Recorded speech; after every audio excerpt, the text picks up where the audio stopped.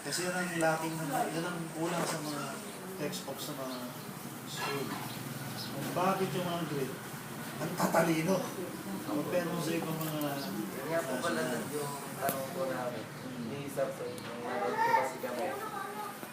Ba't po yung mga lahi po ng mga parang European parang pong mas ahead po sa ibang lahi like Filipino po. In terms po sa ano po, itsura, appearance, sa even though ang beauty po is relative, pero sila po talaga matatangkad. Galing na nito magsalita. Definite nga yung mga yun. Mga Nga po. 30 bloodlines. Kasi sinecheck po Pero namin yung bloodline. yung mga Nephilim, manunaki na sinasabi ng mga ibang mga tao ngayon, nandiyan yung element of truth nila, based on the Bible, Genesis 6. Wala na yun. Objectively. Relatively meron kasi hindi naman talaga huminto yung mga fallen angels ay mga demons sa pagkakatawan tao dito sa lupa. Either by sexual intercourse o incubus o kaya sa pamamagitan ng DNA manipulation based on alien astronaut theory. So hindi na sinasabi totally mali yun kasi may konting nilagay doon. Mali nga lang yung terminology nila kasi extraterrestrial yung kanilang kinaklasify ng mga nag-intervene, whereas sa Bible, mga fallen angel. So ang sinasabi ko rito, yung time from Adam until the flood, 1656 yun, 1656, wala na ganong influensya yon sa atin ngayon. Ang may influensya ay yung mga lahi ni Noah. Si Japhet, si Shem, at saka si Ham.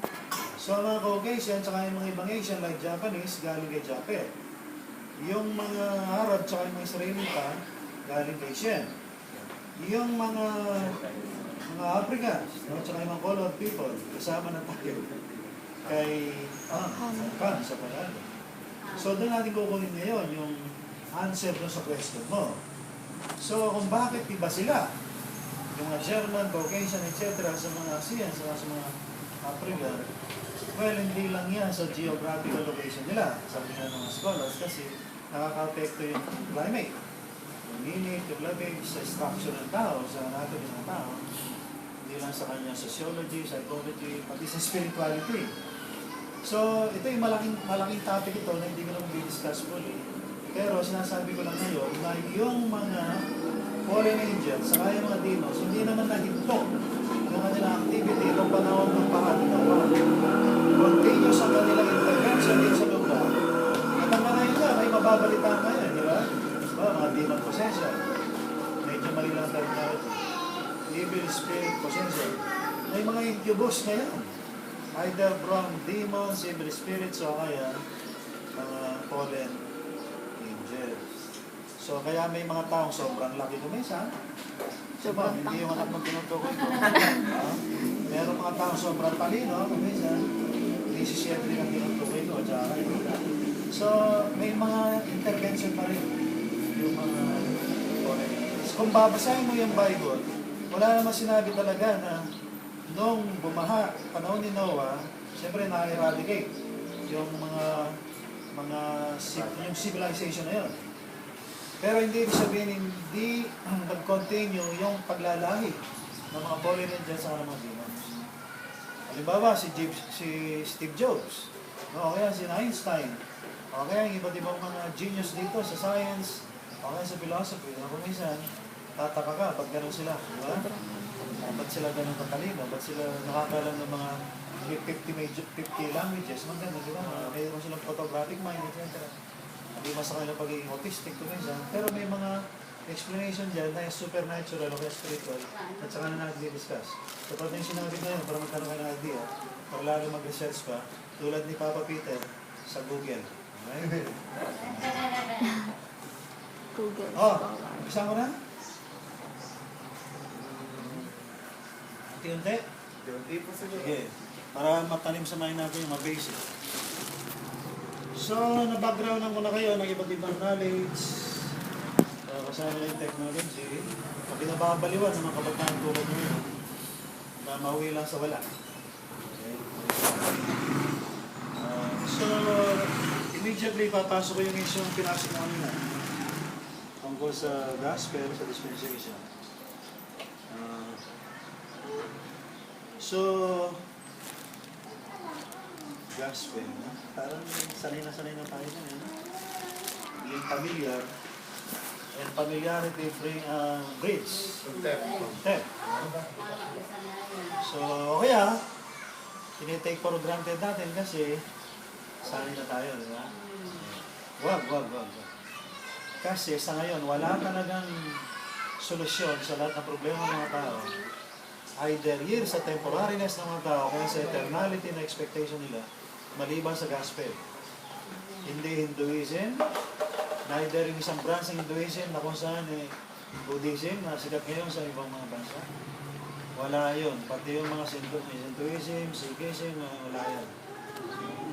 At hindi ako magsasalita tungkol sa ibang religion na medyo mabagsik. Kasi naka-video ako. Baka lalabas ako doon, meron pala dyan, gagawin din ako. Ilat ako doon. So lalo na yan, wala talaga yan. Ang Jewish may konting element of truth. Maliban na lamang kung ikaw ay naniniwala sa replacement theology. Ang replacement theology ay yung paniniwala ng mga Christian sa buong daigdig na yung Israel daw pinalitan na ng church. Like yung mga local na church na kikita nyo rito, diba sa Soriano, kala nila gano'n. Okay, yung mga churches of Christ na galing sa Amerika, na hindi na naniniwala babalik pa yung favor ng Diyos sa Israel. Sa atin, naniniwala tayo sa tribulation period, babalik sa millennium. Pero ang replacement theology ngayon, kalat yan sa buong daigdig. Sa mga major station ng TV sa Amerika, kalat yan. No? Pati yung mga sinurikware na influensya nila, sina Joel Austin, at saka yung mga nag-preach ng Tetrad Gospel, ng Reconstructionist Gospel sa buong daigdig. So, ito yung resulta ng replacement ng theology na ang Israel dahil hindi na babalik sa kanyang kalagayan bilang favor ng Diyos. Hindi totoo yun.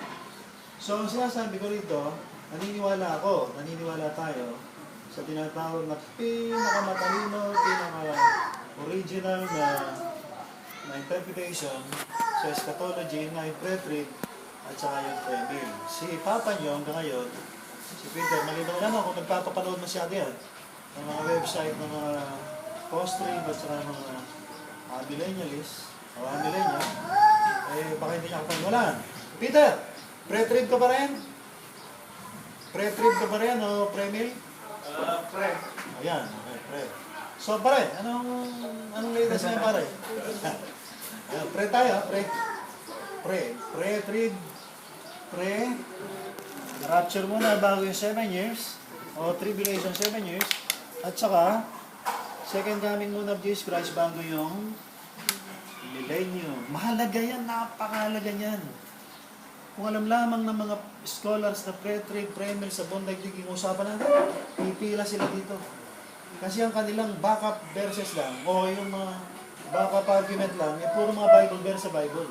Whereas tayo, taglay natin yung strength nila, kaya tayo naging pre-trib at saka pre-mill. Kung hindi, taglay natin yung personal na guidance ng Holy Spirit since 1992, proving and testifying to the fact na totoo yung pre-trib, pre-mill. Kasi pagka hindi ka pre-trib, pre-mill, hindi mo maintindihan yung gospel. Hindi maintindihan. So yun na nga nangyari sa buong daigdig.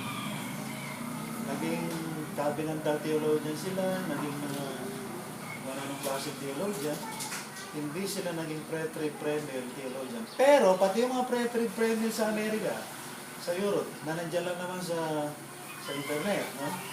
Hindi na nila naintindihan itong atin. Yun ang dahilan, kaya ako nagpunta rito ngayon para i-explain sa inyo yung hindi niyo ganong may